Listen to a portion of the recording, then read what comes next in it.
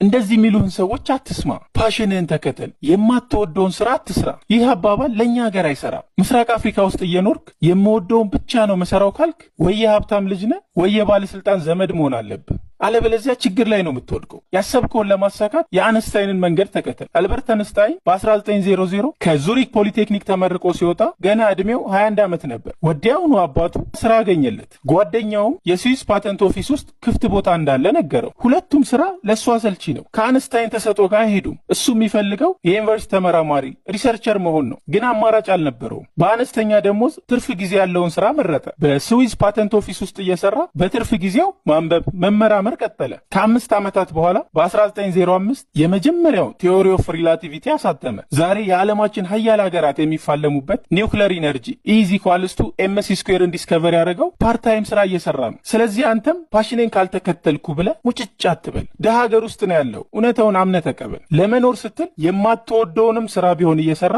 ጎን ለጎን ተሰጥኦህን ማሳደግ ትችላለህ።